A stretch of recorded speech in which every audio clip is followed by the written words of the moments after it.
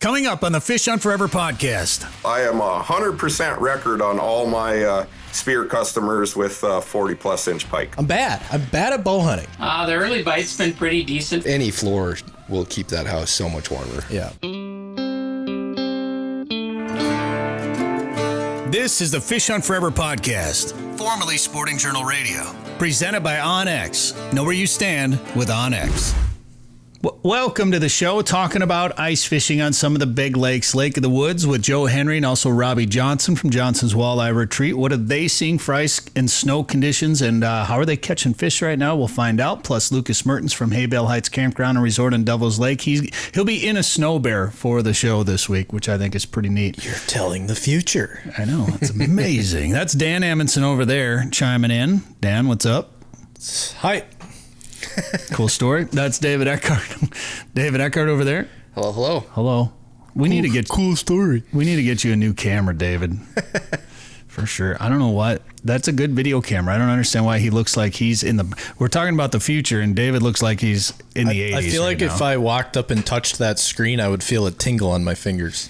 You know what I'm talking about? Like with the old TVs, you could walk up. Oh, the static. Yeah, it just looks like, and then you could kind of like draw a little thing because it's gonna follow your finger a little bit. Static. You know what I'm talking about? I know what you're talking about. Thank you. We got to get you a new camera, so Dan doesn't make jokes like that anymore. Show up more often. Maybe we'll consider it. 2 weeks in a row now. That's pretty darn good. Is it 3 weeks or 2 weeks? Two.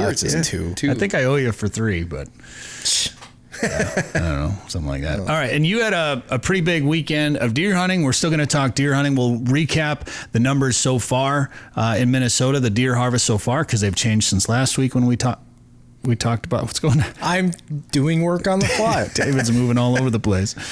So we'll kind of recap how many deer have been shot with muzzleloaders, how many deer have been shot with bows, crossbows, guns, and how many deer have tested positive with CWD, just to keep you updated on all of that stuff. Yeah, there's been some interesting things that we've seen in the deer world already. I'm not going to tell you what those are, but we'll explain it in a little bit. And we'll talk about some Christmas gifts, because I bought us some Christmas gifts here at Fish Hunt Forever yesterday. I'm pretty excited about them. I'll tell you what those are. But first, Dan, who are the sponsors this week on the show? Lake of the Woods Tourism. Lake of the Woods is the walleye capital of the world. Plan an ice fishing trip to Lake of the Woods at lakeofthewoodsmn.com. OnX Hunt, see private land boundaries, offline maps, and more. Take 20% off a new membership with code SGR20. Haybale Heights Campground and Resort. Fish Devil's Lake out of a Snobear at Haybale Heights. Learn more at haybaleHeights.com. Tasman Lake Lodge, world record lake trout and giant pike at Saskatchewan's Tasman Lake. Learn more at tasmanlake.com. Prairie Sportsman, the new season is over. You can watch episodes anytime at the Prairie Sportsman YouTube channel. I don't know why that's the read still, because it was been over for a long time. We're almost to the new season. Well, you write those, so. And then tell us about Space Trailers. So Space Trailers are bringing us headlines right now on the show. Oh. Hang on. I thought you were going to make them part of this, because that's... I could, certainly. I was going to... I was also going to explain a little bit more about Space Trailers and the one that I have, which is that one that you just saw if you're watching this. It's a green high rider. It's got all-terrain tires plus a spare. It's a 600-pound trailer, so it's easy to maneuver around on your own. You can store it in a very small space. You can actually take the tongue off if you want. You can tip it up right up on the tailgate and store it in the back of your garage. If you do not have a lot of storage space, but you need a utility trailer, you can haul 1,000 pounds with this. It has 2 space bars up on top. You can put 225 pounds of gear up there. If you go to their website, you'll see that a lot of people will put tents up on top of these trailers and camp out of them as well. I'm going to throw my 4-wheeler in it and take it up and do some ice fishing, and then take it out of the trailer, hook the trailer up to my 4-wheeler, and take my gear with my new hub house I'm going to be telling you guys about here in a second, in the back of that, and take it out on the lake. There's 8 different color options, 3 different wheel and tire options. Find out more about this Red Wing, Minnesota-based company at spacetrailers.com. All right, so a couple of things. Minnesota deer harvest through December 15th is what the numbers are updated. 181,000 and a half or so. We'll say 105,000. Someone shot half a deer? Half a deer, yeah. Unreal. Yeah, it was. Well, David shot the other half the other day, I think is how that worked. 105,000 were adult bucks. So out of 181.6 thousand deer, 105 were adult bucks. 13,545 were vertical bows. 13,405 were crossbows. So it's almost a 50-50 split now with crossbows and vertical bows, and the season's not over.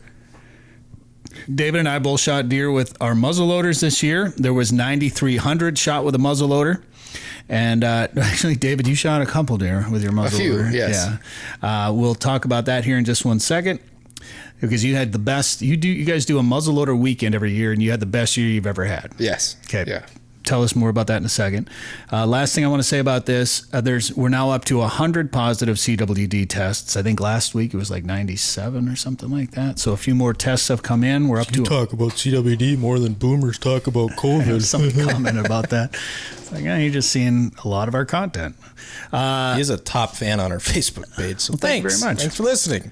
There are 270 tests still pending, so this number could change yet. 13,176 total tests with 100 positive CWD cases. So there's your number out of just over 13,100 total positive so far. Wow. All right. The pine marten trapping season. Do you trap much, David? I used to, but not anymore. Why not? Just too much time. I would rather go deer hunting or ice fishing than chicken traps every day. So what did you trap? I used to trap muskrats, beaver, raccoon. Never got into coyotes or fox, but yeah. It's a lot of work. Yeah. We need more trappers out there. As much as I get nervous around people trapping when I'm hunting with my dog, especially my small dog, I get nervous about some of that, but we need some of these egg stealers and nest raiders to be eliminated. Yeah, there are a ton of raccoons out there. Yeah, one less the other day. Just saying. The pine marten trapping season, along with fishers and bobcats, began December 13th in the northern fur bearer zone. They began January 6th in the southern fur bearer zone. Pine marten's not included, which I didn't realize just how many bobcats end up here in kind of western, southwestern Minnesota, the river valley. I just had a picture on Thursday night. No kidding. Mm-hmm. Really? That's cool. Bobcats are cool. Yeah. Cool critters. Huh. And even, have you ever seen one out deer hunting or anything? No, I've never seen one, but I've got a few. I think that was the second one I've gotten a picture of this year. So I know there's been a few trapped around us over here. Mm-hmm. So it's interesting stuff. All right. So another interesting thing, David, that I want to talk about is a friend of ours, Adam, shot what he thought was a doe the other day. Yep. Antlerless deer with his bow. Walked up to it and goes, "Oh, this is a buck that dropped its antlers already." Yeah. Dropped both sides. And he was sitting on the ground, he said, so he couldn't really see the top of its head. So he just assumed it was a good-sized doe, which I think anybody would have. So I commented, "I can't believe you shot it right in the head like that," which I thought was hilarious. And then he just liked the comment, so I felt like I needed to follow up and be like, "I know you didn't shoot it in the head. I was making a joke, all right?" I thought it was funny. But, we've heard a few stories of antlers being dropped already this year, and granted, we had some pretty cold temperatures. I mean, winter hit us, like smacked us in the face right away to start, and that's that stress that will drop antlers. But so then somebody else commented, "I think there's always a few antlers that drop early," but I was surprised to see that one, I guess. Yeah, I was real surprised too. It's interesting. So we've never really thought about it before. Wisconsin, part of Wisconsin, their archery season goes through January 31st. Yeah. So I thought, well, that's cool, for an opportunity. The late season bow hunting for us a lot of times is one more deer for the freezer. We want a little bit more Big venison. doe. So yeah, it's like, sweet, another opportunity for that. And I've talked to some people that have done it, and they're like, well, actually, we're only shooting it if we see a big buck, because they're so afraid that once they get into January, they're going to shoot what they think is a big doe, and they shoot a buck, and it turns out to be, that 8-pointer that 3.5-year-old 8-pointer that they let walk. They have no idea, and all of a sudden it's gone. It's wiped out. So they're scared of that. So it for a lot of people, maybe not a lot, but for some hunters, it becomes a buck only thing, an antlered buck only thing. And I guess we've never really thought about it for the end of December. I've never worried about it, but could be a real thing. I've seen some deer with one antlers. Well, I mean, antlers. I feel like last year, or the year before, we were seeing deer holding in April. Like, Oh yeah. Well, we never maybe really that's had common. winter. Yeah. It was warm. We had no snow. I was open. Easy winter for Haven't them. had to worry about it a whole lot. So I don't know. That might, like I've still got a bonus tag in a bonus zone. I wanted to go shoot another deer. I might I might not pick the biggest deer out of the group now for that reason, you know? Yeah. I mean, unless you're managing the property you're hunting, or the guy, whoever's property you're hunting is managing it, I wouldn't be worried about it too much, I guess. Well, yeah, but it's one of those things. I know what you mean, but you can avoid it. The other thing with that line of thinking is, too, though, at this point in the year, you shoot a doe, you're probably shooting a pregnant doe, and that pregnant doe could be holding a potential trophy whitetail, you know, buck in 4 years, right? So any deer you're harvesting this time of year, you're taking a risk, and you take your risk where you want to, I guess. You're not wrong, but that argument, I will say this, like if I shoot a doe early in the year, there's no different. Like kind of, yeah. I mean, you're not just because it got pregnant. If I would have killed it before, it just wouldn't have got pregnant. Yeah, you're not wrong. So, but I know what you're saying. Yeah. Like you can't think about it too much. And honestly, when you're bow hunting, Dan, as you're still finding out, sometimes you only get one crack at a deer a year, and sometimes you don't all like bow hunting. I mean, sometimes if you're in an area with a lot of does, or you're hunting over a food plot, maybe you get a lot of deer to pass up on. But there was a number of years there bow hunting where I'd go the whole season with only 1 or 2 chances at any deer at all. Whether I was getting busted, you know, whether it was my fault or not, like for whatever reason, bow hunting's hard, Dan. Yeah, you know, I can talk about all these things, all these risks of shooting a deer this time of year with a bow, but I don't have to worry about it because I just don't think it's ever going to happen. That's why I'm bringing this up. Thinking about it today, dropping things. I think out of everything I do, every activity I do for fun, hunting, fishing, so like duck hunting, goose hunting, ice fishing, walleye fishing, bass fishing, you want to rank them? Like give me a Dan power rankings. If I were to do a Dan hobby power ranking, okay, bow hunting would be dead last. Dead last. Like I'm terrible at it. I'm so bad at it. I had a fun gun season. I had a fun duck hunting season. I know how to catch fish. I cannot hunt a deer with my bow to save my life. Like I just can't do it. My first archery hunting experience was turkey hunting, right? And it's like the kid who shoots the big buck the first time he ever goes hunting. Yeah. I smoked a turkey 45 minutes into my first turkey hunting season ever with a bow. I knew it wasn't always going to be that easy, right? I knew that. I wasn't. Hey, what did I tell you before you went? Yeah, I know. You said it's going to be pretty hard. I wasn't ignorant to the fact that was like incredibly lucky that happened. It was awesome.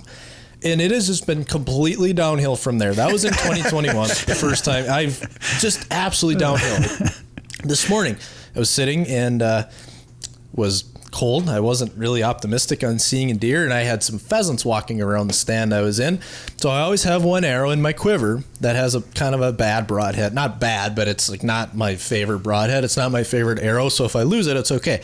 And it's in case I see raccoons or by the way, the last thing I've shot with my bow was 2 raccoons. I doubled on coons. So maybe I am better at this than I thought. Anyways, if I see pheasants or rabbits or something, I want to harvest an animal with the bow. Like it's kind of cool to try to shoot a pheasant with your bow. And so I had some roosters. So I went to go, this tree didn't have a great place to hang my bow. So I had it kind of wedged on a branch in a crack, and I had my thermos wedged in this Y of these branches because that was the only great place for it. So I go to grab my bow to switch arrows first. I wasn't even going to just pull it and shoot. And I go to move my bow, and the thermos starts to slide. I go, uh-oh, that's not good. So I'm trying to reach out and grab my thermos while still pulling my bow out without falling out of the tree stand, without cutting myself on the broadhead, without bumping my quiver out of the tree, because I also take my quiver off. That's also a thing I do. I always shoot without my quiver. Yeah. And the thermos goes tumbling down. I'm like, oh, crap, that sucks. That really sucks. That ruins my morning. Makes a bunch of noise. But on the way down, it bumps the top of my arrow. My arrow just goes, boom, flings out like off my bow, falls to the ground. It trips I've lighted Nox. It trips the Nox. So it's just down there glowing green next to my thermos. And I'm like, I suck at this. Well, like, at least it was fine. Still had your binos though. I did. Yeah, the other morning I left my binos on the ground, so I forgot to strap them back onto my chest. I'm just not good at it. I'm not good at bow hunting. It's not easy. No. And I mean, this is why it's 3.5 months long. Yeah. And this is why we have the argument about, this is one of the reasons we have the argument about crossbows. I'm convinced now at this point, even if I grabbed a crossbow, I'd be the guy. Like I came across a headline the other day, a guy was trying to take the arrow out of his crossbow and he shot himself and was trying to drive to the hospital and crashed. Jeez. Terrible story, but I'm convinced that'll be me if I decide to crossbow hunt. Like I'm not good. I'm bad. I'm bad at bow hunting. It's a foregone conclusion. Don't listen to me for bow hunting advice anymore. Listen to David. He shoots deer. Yeah. Anyways, I don't. Did you? You shot one with your bow this South year. Dakota, yep. Yeah, that's right. And then you shot a couple with your muzzleloader. 4. Jeez. So shot one last week, hunting, specific Well, I'm glad specific I'm deer. glad you were hunting. Hunting specific deer, but then we also do what were you doing the other 3? party hunting. Oh, okay. So also hunting. Yeah. Hunting Still a specific hunting. deer, and then it went to a freezer filling mission with a group of guys, and yeah, we had real good success this year. Yeah, you guys have been doing that trip to a bonus zone for a number of years now. Yep, I think this was the 8th year we figured out. Best year you've had. Yeah, last year we had 4. We're like, wow, how are we going to beat this? Because normally it's none or 1 or 2, and yeah, we had 4 the first day this year. Wow. Ended up with 6 total, so yeah, it was awesome. This is public land hunting? Yep, all public. We don't get out too early in the morning and just go try and do 1 or 2 deer drives and then go sit in the evening and see what we can do. And Why doesn't he look happy there? He doesn't That have big fun deer? hunting. Yeah. he knew how far he had to carry that deer, I think is why he was so... And you mean carry? He literally carried that deer 600 yards. I don't like this. Deer hunting sucks. That's why I must be Dan bow hunting. It sucks. you keep telling your story, David. So yeah, we had a ton of opportunities, saw just a pile of deer this year, and just had a really good time. That's Got a lot awesome. of meat, brought a lot of meat home. Did you Share. come home early? Nope, I came home Sunday. Oh. But we just split up the meat for everybody that was hunting, and so not necessarily even if you shoot the deer, that bigger buck I shot, Martin had a buck tag, so he tagged it, and he's like, I'm looking for more meat. My freezer's empty. I'm like, you can have the whole deer. That's why I shot it. I knew somebody would take it, not necessarily that I needed more meat. So yeah, he took that whole thing, and then that next couple hours later, I shot a doe that I tagged, and he goes, I'll trade you that doe for that buck. That doe is bigger. I said, no, I'll give you the shoulders. That trip, that weekend you do is what deer camp in my head should always be. Like no drama, no criticism on who's shooting what. You're just up there deer hunting with the guys, having a great time, and I love every aspect of it. Yeah, it was so much about fun. it. Yeah. Like, I applaud you for that. I'm glad there's still deer camps like that around. Well- That's when deer hunting was at its peak. And you would have shot more if you had 2 more posters for next year. I'm just saying. Well, after my little rant here, I don't know if you want me there. I can gun hunt fine. Yeah. I think. I don't know what'll happen if I ever pick up a muzzleloader. I don't know. This is up in the air because I thought I'd be fine at bow hunting, and I'm just terrible. And my buddies were all laughing at me like, geez, you were all worried about your dad taking his scoped gun back, and you shot 4 deer with that open sight muzzleloader. That's wild. And hey, by the way, clarify the scope thing with him in South Dakota. He wasn't using the scope. No, he just took the gun and then took the scope off because you can't use a scope in South Dakota. Did you make good shots on those deer with the open sights? Yeah, so that buck I ended up walking up to it 5 yards away where it jumped up and shot that at 20 yards. And then that doe, that was 125 to 150 yard shot, open sights. And the conversation we had last week, I hit it right in the spine, dropped it right there. And so didn't have to track that one. And then the third one I shot ran about 100 yards, thankfully, towards the road. So we didn't have to drag it as far. But yeah, all good shots. So without getting into any, I don't want to make this a graphic conversation at all, but we've had some comments about when we posed the question last week about spining them, dropping them in their tracks, or having to track them for a while and not ruining any meat. Some people are like, well, you drop them in your tracks, it's more ethical, they die. But I've seen deer get spined by me and other people that don't die right away. Yeah. So sometimes when you start talking about ethical shots, that deer, obviously we all want to shoot them in the boiler room where you're supposed to through the vitals. That's obviously we learned from David last week. He wants to shoot him in the heart when that wasn't an option. But that one that you shot in the spine, did it need a follow-up? It did, yeah. Unfortunately, it needed a follow-up, but took care of it quick and got it done right away, taken care of. How was the back strap?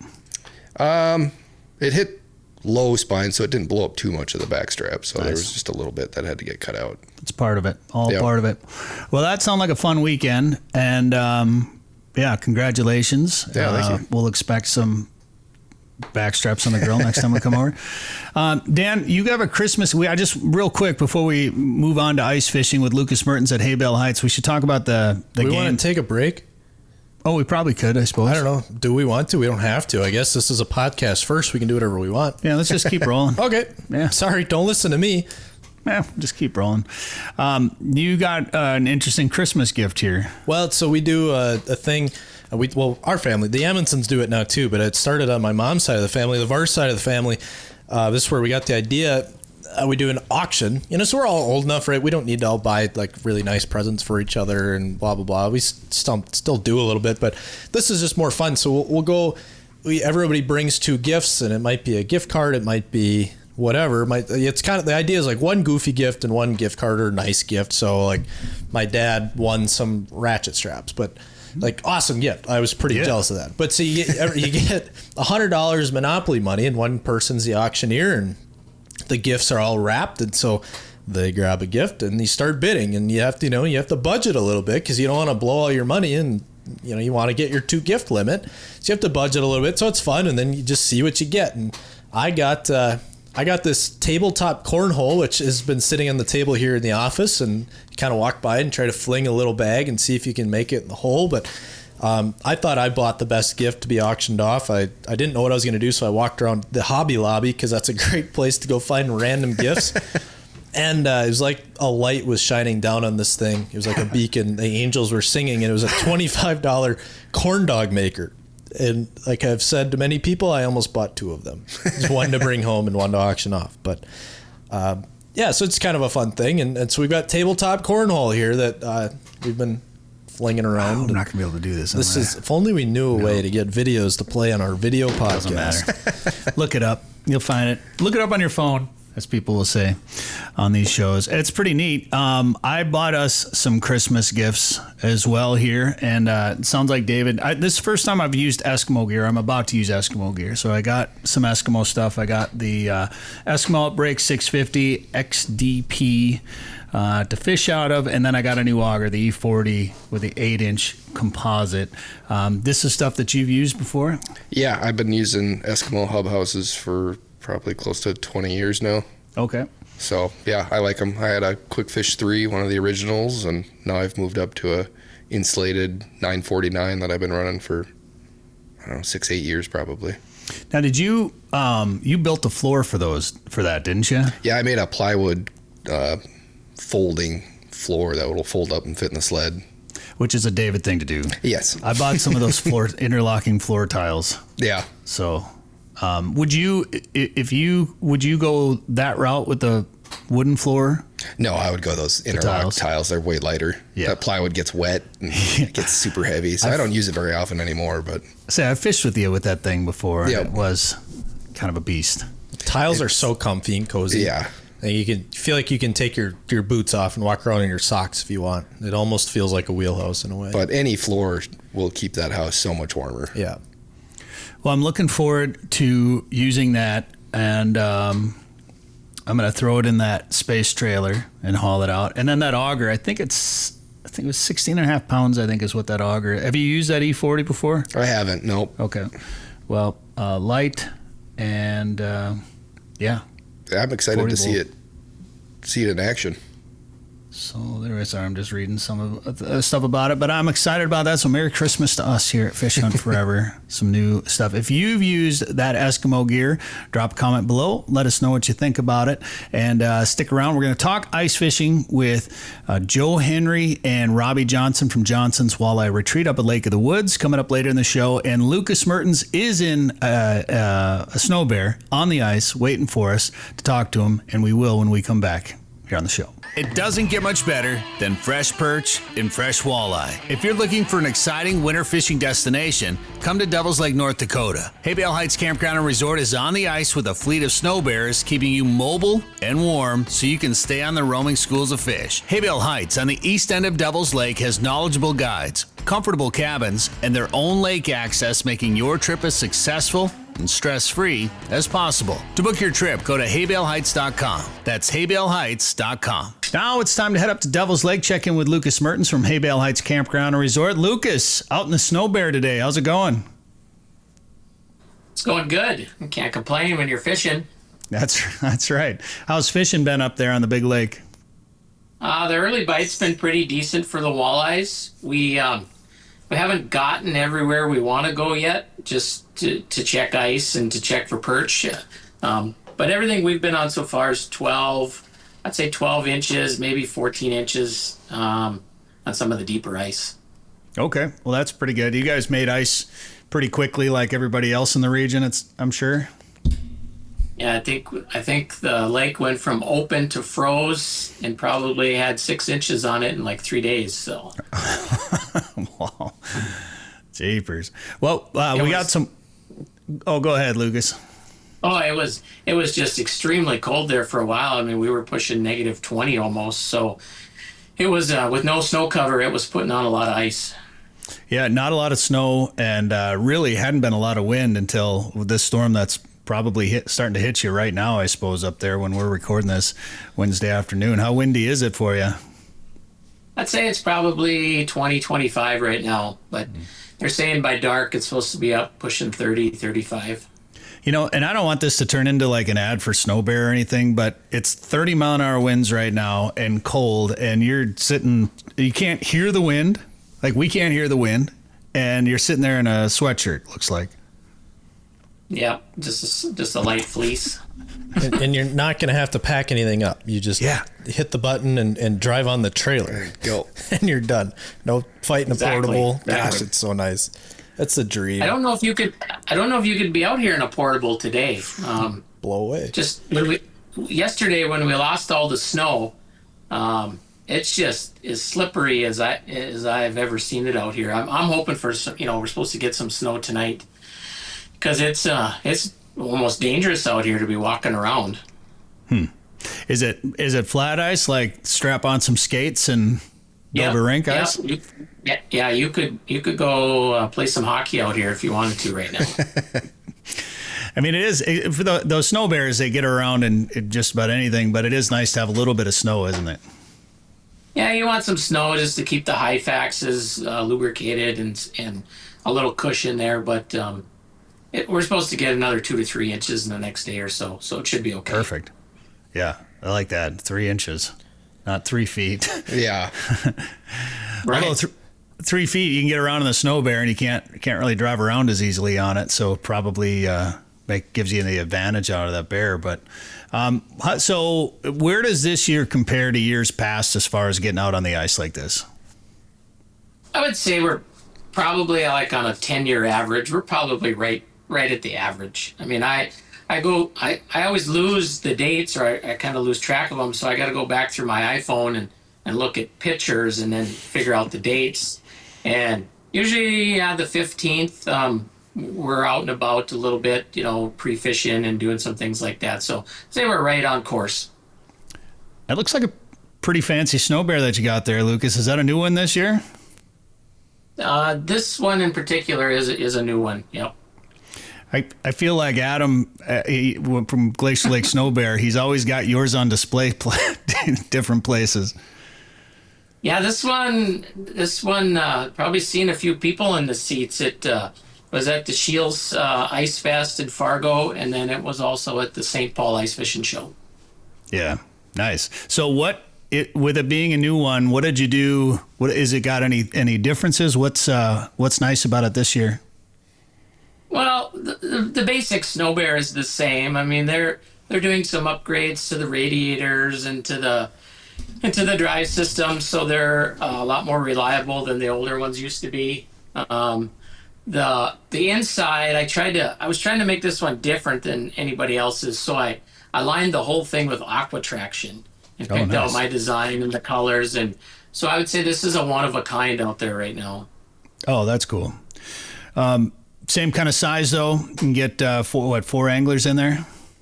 Yeah, same size. They I don't know if they'll ever upgrade that or not. I mean, that'd be a huge process in the making of them, but Yeah, four guys. I mean, we can go 5 guys in them if we need to, but it gets a little cramped. You know, I'm sure just maintaining those things takes a lot of work. They can take kind of a beating out there, but I could see somebody making a stretch Snobear one of these years. Just cut one in half and extend it. Put like 12 people in there. We could call it the party bear. Right. Now we're talking. We've got something. We'll work on that for next winter.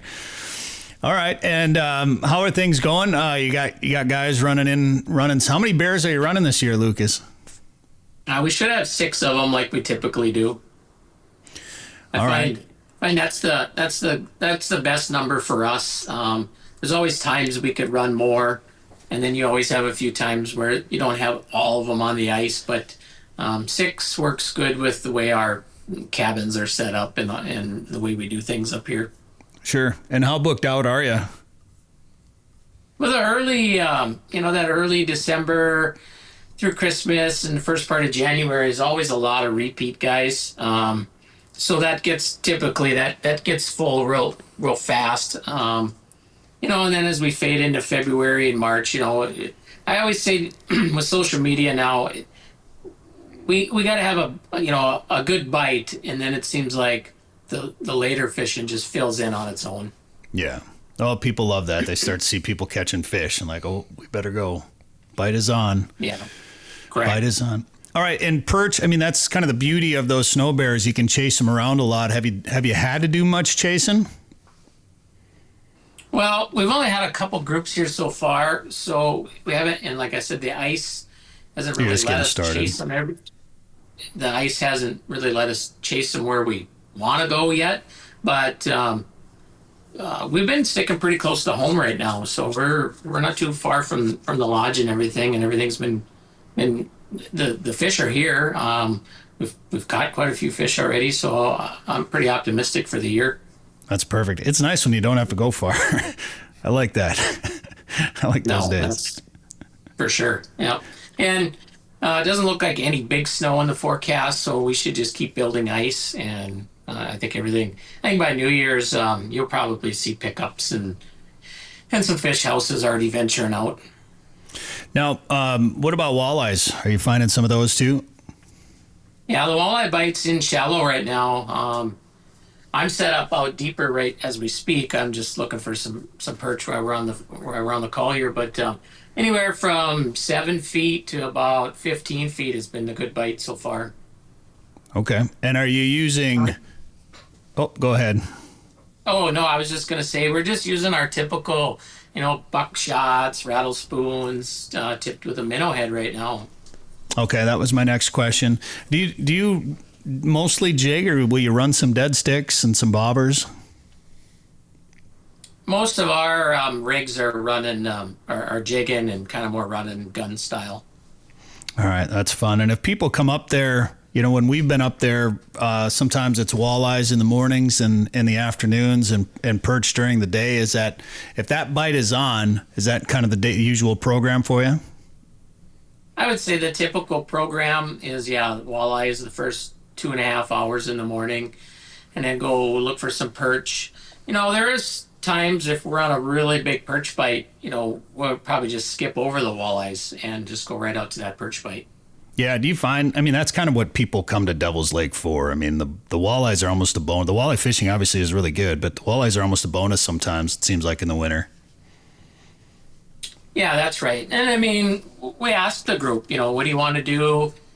And obviously we're going to tell them, what's going on. Hey, the perch bite's really slow right now. Maybe we should focus on walleyes. Maybe we should go, like farther out, like into the shallower parts of the lake and chase walleyes. Or hey, there's a really good perch bite. I think we should just go focus on that for the day.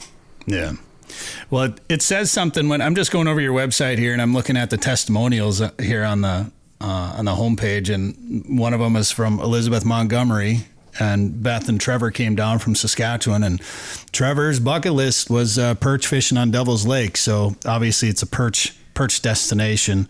It's fun to get into. When someone from Canada wants to come to America and fish, you've got something good. That says a lot, because I had that conversation, I think, the last time we were at a sporting goods store. Like, well, what's it like, for a Canadian trying to come to America? I'm like, why would you want to? We all come there for your fishing. But obviously, we've got some great stuff that other people want to enjoy, too.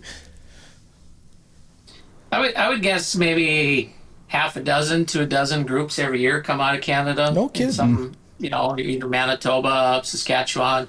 We've had people come from northwest of Edmonton, so way over. Oh, wow. Wow. Well, that is it's pretty special when you've got a lake like that and a resource and a way to get around that you don't have to put a jacket on. The best. The best. The best. Yeah, luxury hole hopping, I think, is what I called it in our video from a couple winters ago up there. It's basically what it is. You can move at will, and it's so easy. You stay warm. It's my biggest pet peeve of ice fishing is getting cold and having to pack up and move. You don't do that in the Snobear. It's awesome. Yeah. No, you don't. Yeah. And that's, some groups are, and some days you can sit in a spot and you have enough fish coming through where you can just grind them out. And that pays off. And some days you can move 20 times and you might land on the big school or you might strike out too. I mean, it is fishing. It is a big body of water out here. Yeah, for sure. Well, that aqua. What's that, Lucas? I was just to say, but having that many Snobears running around, I mean, hopefully, we're gonna run into something and get you on some fish for sure. Oh, I have no doubt about that. And that Snobear is looking pretty sharp right there. That aqua traction in there. I bet that insulates it a little bit as well. It seems like it takes a little bit of the vibration out or the noise out when we're running from spot to spot. It looks nice. All right. And if people want to get a trip booked, what should they do? Like, how soon do you think they could get up there? I think we're ready to take people now. So, I mean, if anybody's looking for something to do before the holidays, they can call me direct at 701-351-3130. We have our Facebook page, and we also have our website, haybaleHeights.com. HaybaleHeights.com, Haybale Heights Campground and Resort. Lucas Mertens from the Snobear on Devil's Lake. Good luck this winter. Thanks for being on the show today. Hey, thanks for having me. Sick of eating tag soup? It's time to own your odds this fall with OnX Hunt, the GPS hunting app trusted by millions of hunters. Now you'll have access to nationwide public and private land ownership information, waypoints, optimal wind for each stand, tracks, and much more. All at your fingertips. Go to onxmaps.com/hunt and use code SJR20 at checkout to receive 20% off your membership. That's code SJR20. All right, once again, we're going to head up to Lake of the Woods to check in with Joe Henry from Lake of the Woods Tourism. Joe, the ice season is really starting to kick into high gear now. Tell you what, it has been. I mean, I don't know if it could have been a better start to our ice season. And obviously, I always preface this for safety, but conditions are different based on every ice road that you hear a report on, because you could have one ice road that has just perfect conditions and they're driving out, lighter vehicles right now. And you could have another ice road a little ways down the shoreline that experienced late open water with some cracking and stuff. So every spot's different, but I can tell you this, as a rule, we say December 10th, give or take, based on Mother Nature, is when we get our day houses out on Lake of the Woods. And boy, I tell you, this year we actually got them out a little bit earlier than that. And the initial conditions for ice have been just excellent. I can tell you that fishing's been incredible. I mean, fishing's been so good, and we thought it would be because we got a really good population of walleye, saugers, and jumbo perch, and we knew from fall fishing that those fish were staged in many locations just off the South Shore, which coincidentally or not, that's where our resorts oftentimes start fishing. So it's just been a really, really good start to the year. Yeah, I know we've got some weather. We're recording this on Wednesday night into Thursday, talking about some high winds and depending on where you're at, some rain and some snow as well, too. So obviously be safe when you're going out there. But it has been a great start to the season, Joe, and still seeing lots and lots of fish coming up through the ice up there. Well, it's been good. And I should say, too, that I know I spoke to Greg Henham, and he marked the a snowmobile trail. So there's a Grantonade snowmobile trail that goes from the south end of Lake of the Woods in the southeast corner over by the mouth of, the Rainy River, 4 Mile Bay area. But it goes all the way up, follows that eastern border of Canada. It goes all the way up to the northwest angle. So that trail has been staked. I spoke to Joe Lauren up at the Northwest Angle Edge Riders Club, and they have the trails staked up there. So I mean, things are happening, and there's just enough snow on the lake that when you're going across, you might hit some ice here and there based on wind, but there's enough snow that it keeps your snowmobile lubricated and all that good stuff. So it's been just a really nice start. I did see the Northwest Angle Edge Riders posted something on Wednesday. They said the Northwest Angle to War Road Lake Trail is marked, but there were some bumps in the trail. So they kind of told people like, hey, just go, if you're going to use it during the day. And just so you can see where you're going and what you're doing around there. But it's nice to have those guys up there maintaining trails like that. It's an underrated place to ride, Joe. Well, I'll tell you what, we got between the Snowmobile Club down in the Bret area and then the Snowmobile Club up at the Northwest Angle, both clubs do a phenomenal job. They have put a lot of volunteer hours in. They mark trails. Up in the Lake of the Woods area, they actually have different cabins and different huts that are almost safe shelters. Now, when everything's going good, it's kind of fun to stop there and take a break and just check them out. But if you ever get caught in a storm, it's a remote area, and those shelters could save your life some days. So they just do so many good things. They groom the trails, they mark them, they, on the ice when there's cracks and different things, they do their very best to make sure that they're marking those, putting them out on their Facebook pages. They're really good at what they do. All right, and you brought a guest with you once again this week, and it's Robbie Johnson, Johnson's Walleye Retreat. Robbie, how you doing? Yes, Hello. absolutely. I'm doing good. Life is good up here right now. We got Oh, and I got a customer trying to call in. I'm very busy this time of year. It's phone calls. So, but yes, we are clicking along really well. We got about a week of fishing underneath our belt already.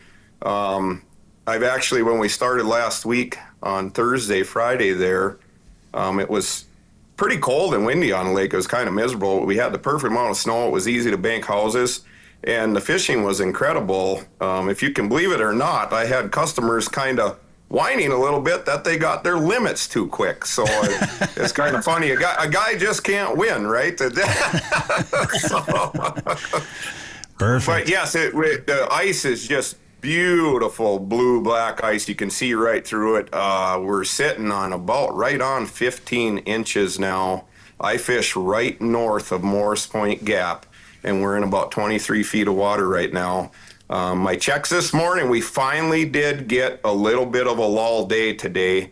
Every house had around 10 nice fish in the bucket, which is good. Don't get me wrong, but it's been quite a bit faster than that the previous days. Like I said, a lot of groups have been just about limited out at lunchtime. So how today's is fishing? just actually kind of the bite I like to see, to be honest, where they just got fish kind of coming through and they got to work for them a little bit.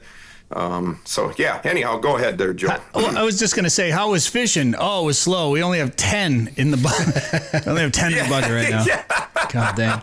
Are you seeing you get guys spoiled, when that bite's quick like that, you get used to it. And then when you just have a really just decent bite going, you don't realize, like, man, normally I would take this bite every day of the week, but it's just been so incredible. It has been very, very quick bite. Yes. I mean, you're having to rebait. If you got 4 people in a house, you better have bait with you at your lunch hour check, because they're going to need it.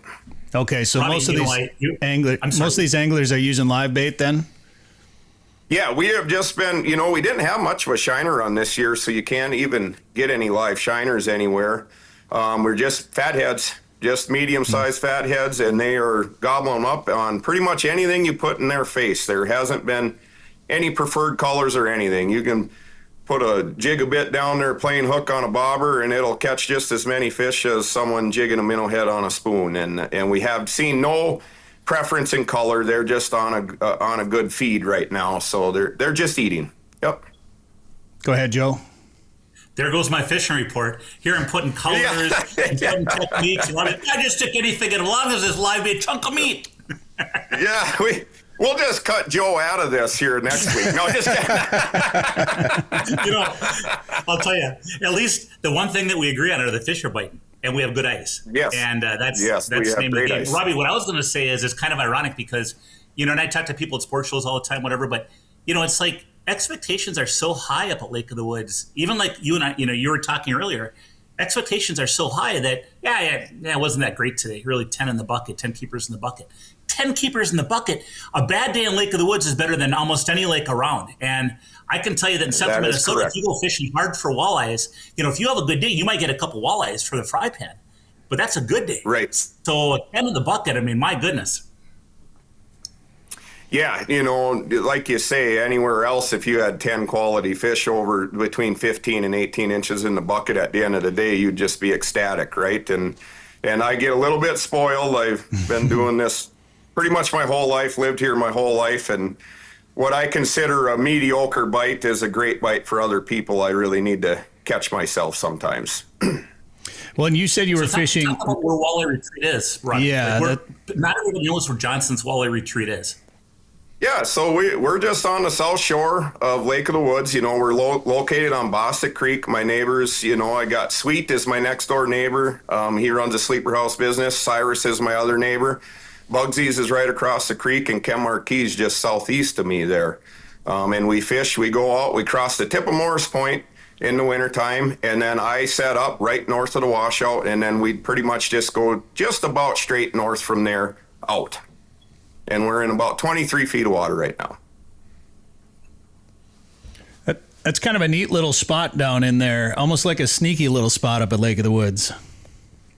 It's the greatest spot, in my opinion. I've actually spent my whole career running out of Bostic Creek. Back in 1999, I started at Randall's, which is Bugsy's now.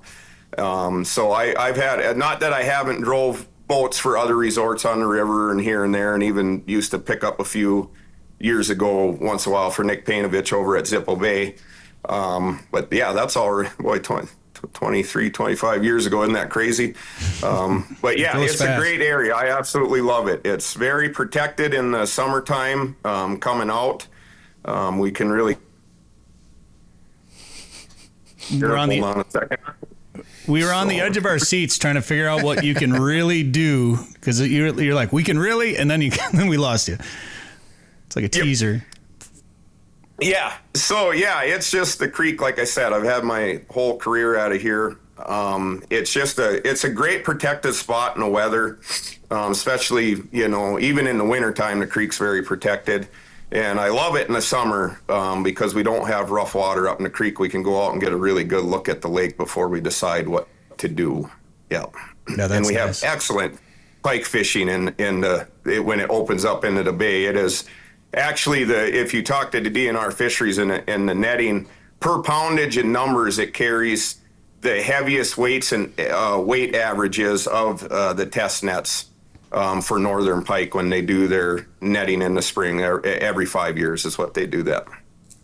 So Robbie, maybe comment on how you fish your customers, both spear fishing and also during the ice fishing season as it goes on, and then also even open water in that bay for pike. Like, how do you target pike?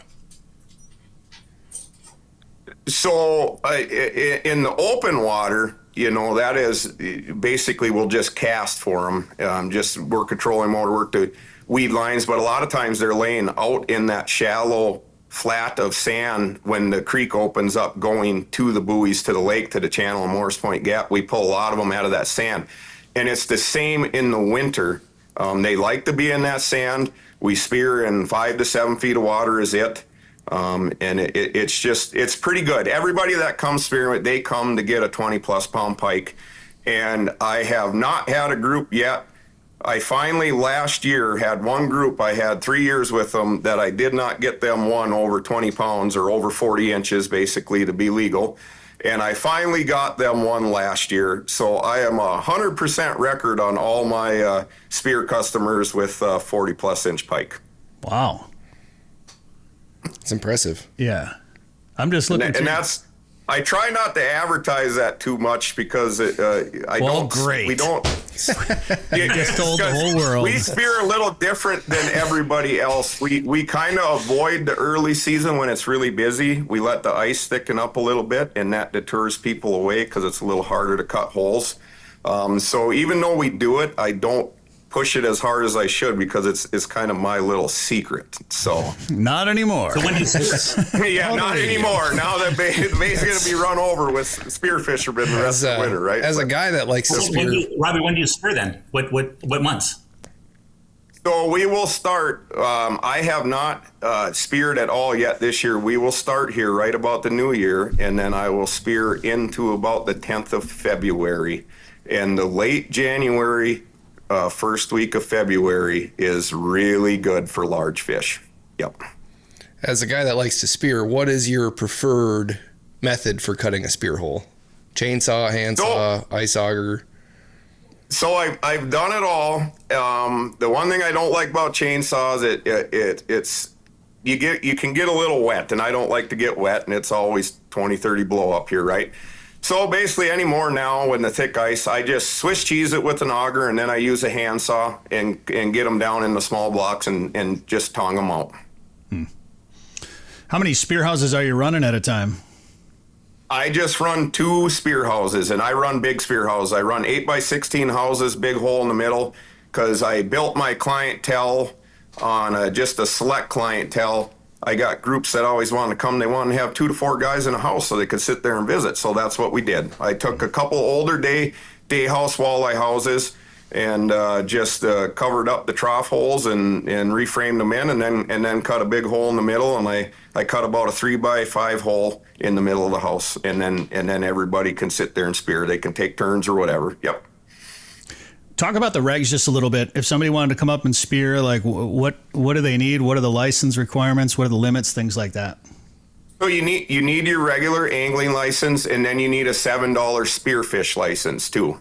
So really simple there. If you don't have gear, I have the gear. I have spears, I have decoys, so you can just walk in, you follow me out in your truck and get out of your 80-degree truck into an 80-degree fish house, and everything's ready to go.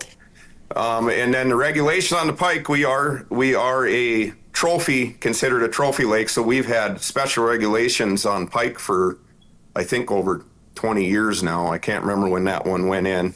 So 30 to 40 is closed. You can have 3 combined, 1 over 40 or 2 under or 3 under 30, but 30 to 40 is closed. And what you need to realize is there's no gimmies on Lake of the Woods. You can't spear a slot fish.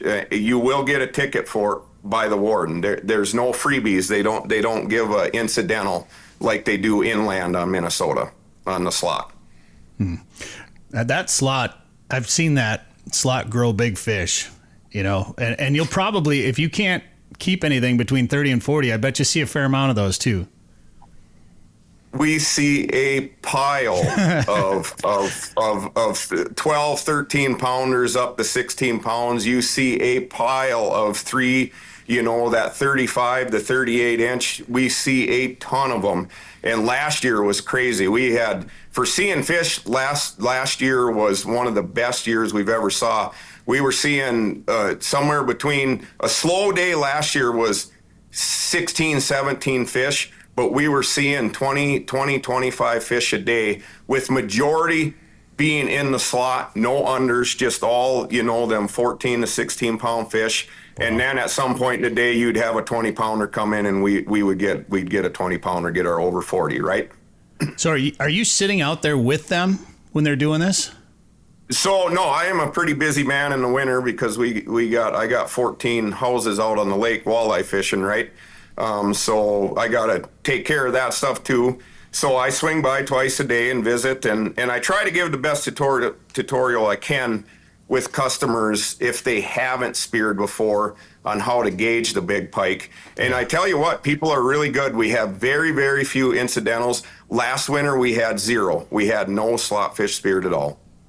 What do you tell them on how to gauge? So the number one decoy that I like is just the plain old simple red and white Bear Creek decoy. No lie, we've killed more 20-pound plus pike on that decoy than anything else.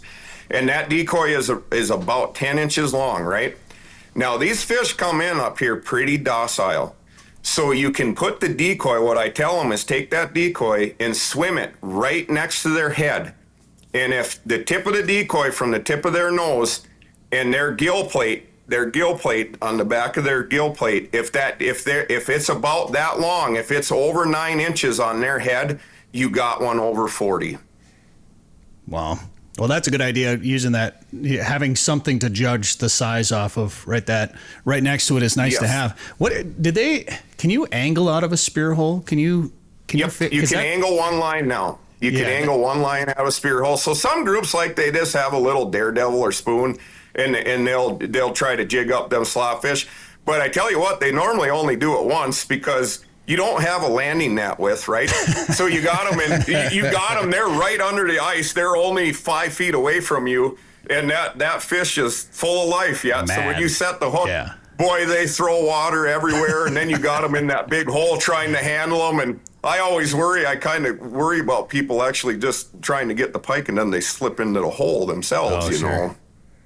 So like I said, they try it one time, and once they get a 15-pounder on, and they're like, yeah, we're good. We'll just take video of them on the cell phone. So, and that is another thing I have with the technologies we have with the cell phones now. I tell them, hey, you see some fish, and if you're worried about it, take a video or a picture of it, send it to me, and I'll tell you, oh, that one, yeah, you probably could have speared that one, it's over, or no, that one's about 38 inches, you know. The 38, the 40s are hard to judge because they look really big. They're really stocky, they're really thick across the back. Mm-hmm. And if people haven't speared a lot, most people haven't saw a pike that big, right?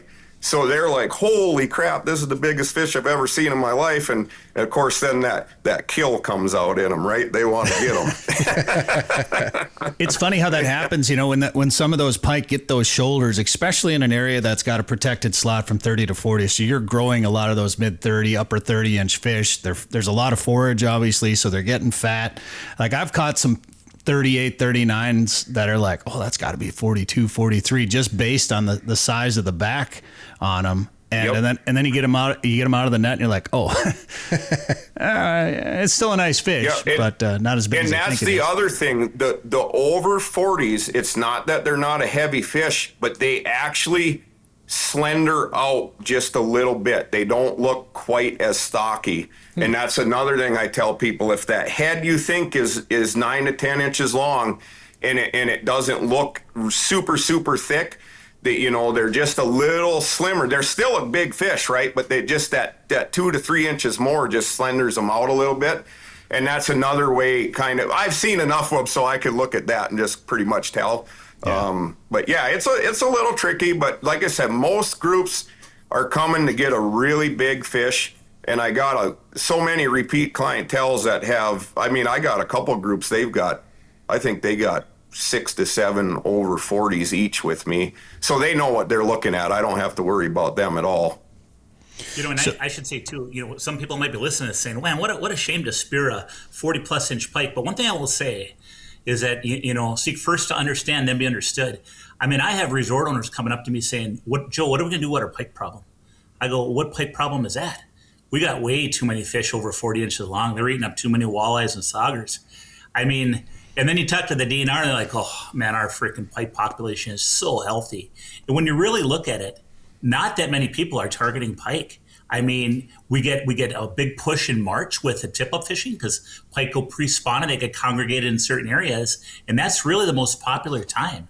But really, the rest of the year, most people are walleye crazed and are catching pike almost accidentally. Yeah. Correct.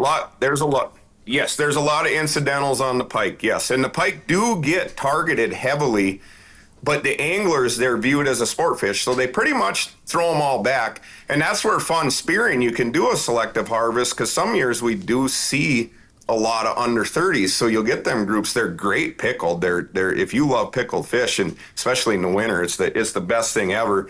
And our pike up here, our fillets are really white meat. The meat almost looks like walleye meat. So it's kind of fun. You can go out. I got some locals here that will come out if we're seeing a lot of under 30s, and I'll have them come out, and they'll 3 or 4 of them show up, and they'll get their 3 apiece, and they got a lot of pickle meat there going on, right? Well, and pickling is great too, but I'll say just eating pike, period, like a 29-inch pike, you can get some pretty nice fillets off that. Just pull some bones out, whatever. But it's good. They're good to eat. I will not turn down, especially a cold water pike. I have no problem with that. And we could sit here and talk pike all the time, but of course, people want to know about walleyes. We hit that too. And you're running day houses, and people can come up and do some ice fishing with you. You run sleepers at all, or just day houses? Yes, so we have 10 day houses and 4 sleepers is what we run. And the sleepers aren't on the lake yet. The last few years, I used to get gung-ho, get them out there early. But they bring a lot of gear, so you got to cart them out early, and it's a lot of running around. So the last 2 years, we've just waited till after Christmas to pull them out. And then normally, if they're half ton or under vehicle, we just let them follow us out to the houses. Makes it a lot easier. And then they can come back to shore and get a bite to eat at one of my neighboring resorts here. It's just a better experience for everybody, right? Sure. And you got Robbie, some cat. Talk about, I'm curious, because you've been on the lake your whole life. Talk about the walleye population. Yeah, well, talk about the walleye population as you see it now in the fishery compared to history. You know what I mean? So this is some good information here. I am just old enough, right, that I got in the 80s on the 10 and 10 limits, 10 walleyes, 10 saugers, no slots. So I was a kid, but I remember it, and it was. I tell you what, I wish my parents would have been better about taking pictures, because there was days me and my dad and my one brother went out. I mean, and we'd go out, we'd have 30 walleyes, and the smallest one was 2 pounds, right? And then in the winter when the sauger, we just had piles of fish, right?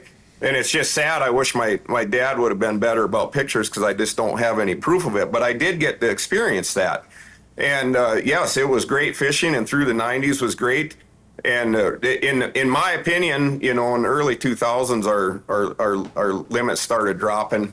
We went to 6, then we went to 4 in 2004, I believe it was, and then the slot came on 19.5, 28. But boy, the late 90s and the early 2000s, talk about a heyday, boy did we catch fish. And the fishery's in very, very good shape. I like what I'm seeing out there this winter and this fall.